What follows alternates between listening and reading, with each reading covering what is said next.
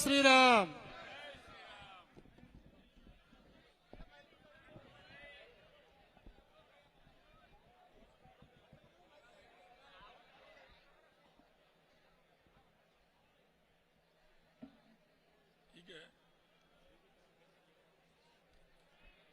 बोलिए भारत माता की।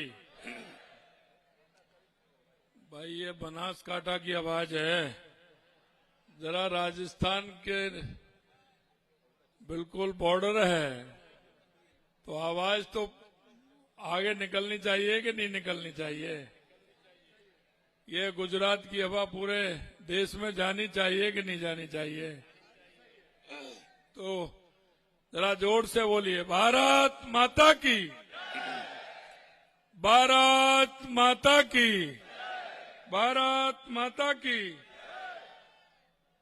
अम्बे मात की, धरणीधर भगवान की, पातालेश्वर महादेव की, बनासरी पवित्र धरती की। आज के हमारे बनासकांठा के लोकसभा के प्रत्याशी बहन श्रीमती रेखा बहन चौधरी के नामांकन सभा में हमारे पार्टी के वरिष्ठ नेता मंत्री प्रभारी मंत्री बलवंत सिंह जी राजपूत साहब, सांसद बाबूभाई देसाई जी, सांसद बनासकांठा परबत भाई पटेल जी, जिला अध्यक्ष कीर्ति सिंह जी बाघेला साहब, संगठन प्रभारी जयंती भाई कावड़िया, प्रदेश संगठन मंत्री नौकाबेन प्रजापत, राजेंद्र सिंह जी चावड़ा साहब संगठन प्रभारी, राणा भाई देसाई लोकसभा संयोजक, हरिभाई जी चौधरी पूर्व मंत्री भारत सरकार, दिनेश भाई अनाबड़िया पूर्व सांसद, केसाजी चौहान साहब, अनिकेत जी ठाकर साहब, प्रवीण भाई माली साहब, मावजी भाई देसाई जी, बहरू जी दूग साहब, उपस्थित सभी मंच पर विराजमान नेतागण और मेरे सामने विराजमान इस बनासकांठा से गांव-गांव ढाणी से आए मेरे पूजा योग बुजुर्गों, नौजवान दोस्तों और इतनी बड़ी संख्या में आई मेरी माता बहनों, सबसे पहले तो मैं आपका वंदन करता हूं, आपका अभिनंदन करता हूं, आप सभी को प्रणाम करता हूं। भाइयों बहनों, मैं कहना चाहता हूं कि आप बहुत ही भाग्यशाली हैं, बहुत ही भाग्यशाली हैं जो गुजरात के अंदर लंबे समय से आप हमारे देश के यशस्वी प्रधानमंत्री नरेंद्र भाई मोदी जी के नेतृत्व में गुजरात लगातार प्रगति कर रहा है और गुजरात के भाई बहन जिस तरह से पूरे देश का नेतृत्व गुजरात कर रहा है, आप सभी को इसका स्वाभिमान और अभिमान होना चाहिए। देश के यशस्वी प्रधानमंत्री नरेंद्र मोदी जी ने उन राजनीतिक दलों को मजबूर कर दिया है जिन्होंने 70 साल से भ्रष्टाचार की राजनीति की, तुष्टीकरण की राजनीति की, जाति पात की राजनीति की। उन ऐसे राजनीतिक दलों को मजबूर कर दिया कि आज आप देख रहे हैं जिस तरह से वो राजनीतिक दल अपनी स्थिति को पहचान पाए हैं। एक वो राजनीतिक दल जिन्होंने देश में पंचायत से लेकर के पार्लियामेंट तक उनका राज होता था, आज वो छोटे छोटे दलों से समझौते करने के लिए तैयार हो रहे हैं। उन दलों के साथ समझौते करने को वो कांग्रेस तैयार हो रही है जिनकी राज्य में 1 या 2 सीट होती हैं। उनको इतना स्थिति उनकी खराब हो गई क्योंकि उनकी स्थिति खराब इसलिए हुई थी कि उनकी कथनी और करनी में अंतर था। वो जनता के सामने आते थे, हमेशा गरीबी हटाओ का नारा देते थे, हमेशा वो गरीब को गरीबी हटाने का नारा तो देते थे, लेकिन कभी उनका गरीब से वास्ता नहीं रहा, कभी गरीब से वास्ता नहीं रहा। वो किसानों की बात करते थे, किसानों के हित की बात करते थे, किसान को आगे बढ़ाने की बात करते थे, लेकिन कभी उन्होंने किसान को नजदीकी से नहीं देखा। अगर गरीब को नजदीकी से देखा है, किसान का अगर भला किया है, तो देश के यशस्वी प्रधानमंत्री नरेंद्र मोदी जी ने किया है, नरेंद्र मोदी जी ने किया है। आप देख रहे हो 2014 के बाद देश की स्थिति बदली है। गरीब कल्याण की योजनाएं हो या देश का विकास हो या हमारे देश की सीमाएं सुरक्षित हो या दुनिया में भारत का बढ़ता हुआ जलवा हो, भारत का बढ़ता हुआ मान और सम्मान हो। मैं आपसे कहना चाहता हूं मित्रों, यह देश जातिवादी से नहीं चलेगा, यह देश संविधान से चलेगा, यह देश तुष्टीकरण के आधार पर भी नहीं चलेगा, यह देश संविधान के आधार पर चलेगा। हमारे देश के यशस्वी प्रधानमंत्री नरेंद्र मोदी जी ने सबका साथ, सबका विकास, सबका विश्वास और सबके प्रयास के आधार पर हमारा देश चल रहा है। मैं आपसे पूछना चाहता हूं, 80 करोड़ लोगों को देश के यशस्वी प्रधानमंत्री जी खाद्यान्न दे रहे हैं, क्या किसी जाति को पूछते हैं क्या? किसी जाति के बारे में बात करते हैं क्या? क्या किसी धर्म के बारे में बात करते हैं क्या? हमारा समानता के आधार पर हम सोचते हैं कि 130 करोड़ भारतवासी हमारे भाई बहन हैं, उन सबका दायित्व अपने पास है, देश के यशस्वी प्रधानमंत्री नरेंद्र मोदी जी कहते हैं।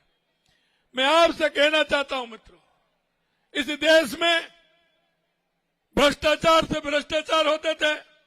2014 से पहले आपने देखा होगा, हजारों करोड़ रुपए के भ्रष्टाचार होते थे, गरीब कल्याण की बातें होती थी, तुष्टीकरण के आधार पर सरकारें चलती थी। आपने देखा होगा 2014 के बाद देश में कहीं एक भी कोई भ्रष्टाचार देखा है क्या? देश में कोई एक भी भ्रष्टाचार देखा है क्या? 2014 से पहले देश की स्थिति ऐसी होती थी, कोई भी बड़ा शहर होता था, भीड़ वाला इलाका होता था, कहीं आतंकवादी आते थे, बम फोड़ करके चले जाते थे, कहीं रेलवे स्टेशन पर बम फोड़ करके चले जाते थे। लेकिन आज आपने देखा है, कोई आतंकवादी आता है क्या? आंख उठा करके देखता है क्या? मैं आप लोगों से पूछना चाहता हूं, आंख उठा करके देखता है क्या? क्योंकि ये देश के यशस्वी प्रधानमंत्री नरेंद्र मोदी जी के नेतृत्व में कोई की हिम्मत नहीं कि वो आंख उठा करके देख सके, आंख उठा करके देख सके। मित्रों, यह चुनाव बहुत महत्वपूर्ण चुनाव है, यह चुनाव बहुत ही महत्वपूर्ण चुनाव है, यह देश को आगे बढ़ाने का चुनाव है, 2047 तक विकसित भारत बनाने का चुनाव है। दुनिया में भारत मां का जो स्वामी विवेकानंद जी ने कहा था कि 21वीं सदी भारत की होगी, उस नरेंद्र से लेकर के इस नरेंद्र तक आप परिवर्तन देख रहे होंगे, परिवर्तन देख रहे होंगे। किस तरह से देश के अंदर परिवर्तन हुआ है। दुनिया में अगर कहीं हमारे भारत के लोग रहते हैं, वो जाते हैं, तो उनका किस तरह से सम्मान होता है। आने वाला समय आपका है, दुनिया में भारत का डंका बोलेगा, ये समय आपका है, क्योंकि देश के यशस्वी प्रधानमंत्री नरेंद्र मोदी जी दुनिया की किसी भी देश की यात्रा पर जाते हैं, दुनिया के लोग देखते हैं कि भारत के यशस्वी प्रधानमंत्री नरेंद्र मोदी जा रहे हैं, पता नहीं क्या कहेंगे, क्या नहीं कहेंगे। वो दुनिया के देश जो दोनों महाशक्तियों की वजह से डरते थे, आज वो कहते हैं कि हमारे ऊपर भारत का पूरी तरह से हाथ है, और वो दुनिया के सामने किस तरह से रहते हैं वो आप सभी को मालूम है। मैं आपसे आग्रह करना चाहता हूं मित्रों, यह बनासकांठा राजस्थान की सीमा से जुड़ा हुआ है। हमारा राजस्थान और गुजरात एक ही है। मैं आज महसूस कर रहा हूं कि राजस्थान से आया हूं, लेकिन मैं महसूस कर रहा हूं कि मैं मेरे दूसरे घर में आया हूं, क्योंकि हमारा सीमा लगी हुई है। क्योंकि मुझे पता है राजस्थान का वो जालौर बाड़मेर का हिस्सा जो पानी के लिए परेशान रहता है, मैं आपके माध्यम से हमारे यशस्वी प्रधानमंत्री नरेंद्र मोदी जी को धन्यवाद देना चाहता हूं। आपको भी धन्यवाद देना चाहता हूं कि जब राजस्थान में पानी की किल्लत थी तो गुजरात ने नर्मदा का पानी दे करके राजस्थान के उन सूखे कंठों को पानी पिलाने का काम इस गुजरात की धरती ने किया था, गुजरात की धरती ने किया था। मैं आपसे यही कहना चाहता हूं, क्योंकि गुजरात ने हमेशा 26 की 26 सीट 2014 में भी दिए, 19 में भी दिए, और आपके पड़ोसी राजस्थान ने भी 2014 में 25 और 2019 में भी 25 की 25 सीट दी है। मुझे यह भी पता है कि अब की बार भी आप 26 की 26 देने वाले हैं और राजस्थान भी 25 की 25 देने वाला है। लेकिन मैं आपसे आग्रह करना चाहता हूं मेरे भाई और बहनों, इतनी बड़ी संख्या में सभी आप आए हैं, लेकिन इस बार मार्जिन बड़ा होगा, मार्जिन बड़ा होगा। हर बूथ पर जीतेगा, कमल का फूल हर बूथ पर खिलेगा। और जो मेरे भाई कह रहे थे, सभी ने कहा है कि अब की बार जो जीत होगी वो 5 लाख वोटों से अधिक होगी, 5 लाख वोटों से अधिक होगी। आपको मैं भी विश्वास दिलाता हूं कि राजस्थान की 25 सीट भी 5 लाख से ऊपर वोटों से जीतेंगी, 5 लाख से ऊपर वोटों से जीतेंगी। मुझे पता है राजस्थान की हवा इधर आती है, गुजरात की हवा उधर आती है। हमारा बहुत नजदीक का संबंध है। आप जब राजस्थान की बात करते हैं तो आपके रिश्तेदार मिलने वाले राजस्थान के अंदर हैं, और राजस्थान वालों के हम सभी के यहाँ भाई बहन सभी से बातचीत होती रहती है। और बनासकांठा तो बिल्कुल ऐसे मानो कि 10-20 हजार लोग डेली इधर आते हैं, उधर जाते हैं। रिश्तेदारी है, रोटी बेटी का संबंध है। मैं आपसे इतना ही कहना चाहता हूं, इतना ही निवेदन करना चाहता हूं मेरे भाई और बहनों, ये जाति पाति का चुनाव नहीं है, जाति पाति का चुनाव नहीं है। ये राष्ट्रवाद का चुनाव है, ये देश का चुनाव है। आपने देखा होगा जिस तरह से यशस्वी प्रधानमंत्री नरेंद्र मोदी जी के नेतृत्व में हमारी वो गुलामी के चिन्ह जो थे उनको मिटाने का काम किया है, और हमारे सांस्कृतिक पुनरुत्थान के काम थे उनको माननीय देश के यशस्वी प्रधानमंत्री नरेंद्र मोदी जी ने, आपने देखा होगा, चाहे हमारा सोमनाथ का मंदिर हो या महाकाल उज्जैन का मंदिर हो या हमारा राम मंदिर हो, 500 साल से भगवान राम टेंट में रहते थे। हम कांग्रेसियों कहते थे जब हम कि राम लला हम आएंगे, मंदिर वहीं बनाएंगे।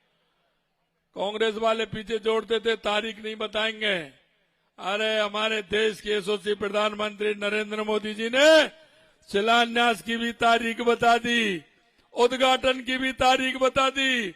22 जनवरी को उद्घाटन होगा, उनको निमंत्रण भी दे दिया। उन्होंने उस प्राण प्रतिष्ठा का निमंत्रण भी ठुकराया।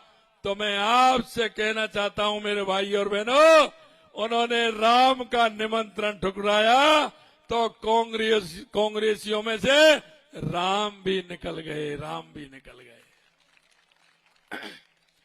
क्योंकि उनको कहीं भी अपना प्रत्याशी भी नहीं मिल रहा है। मैं राजस्थान की बात करूं तो 4 जगह तो ऐसा हुआ है कि जिनको टिकट दिया वो वापिस हो गए।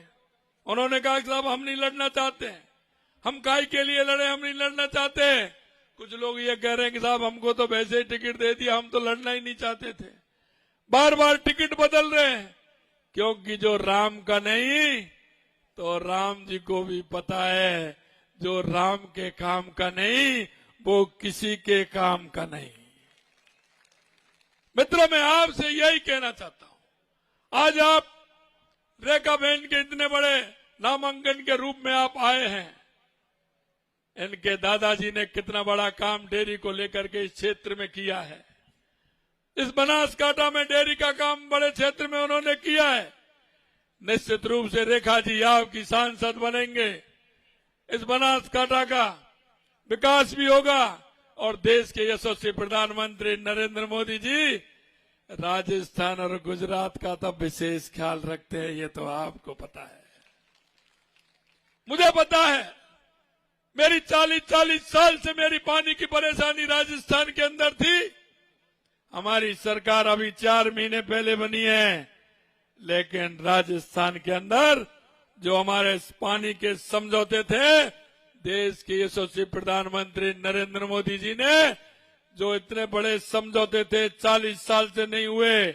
कांग्रेस वाले सिर्फ बहाना बनाते थे, हमारे प्रधानमंत्री जी ने तुरंत राजस्थान के दोनों समझौते करके राजस्थान के लोगों को पीने के पानी की व्यवस्था की और उनको सिंचाई की व्यवस्था भी करने का काम किया है।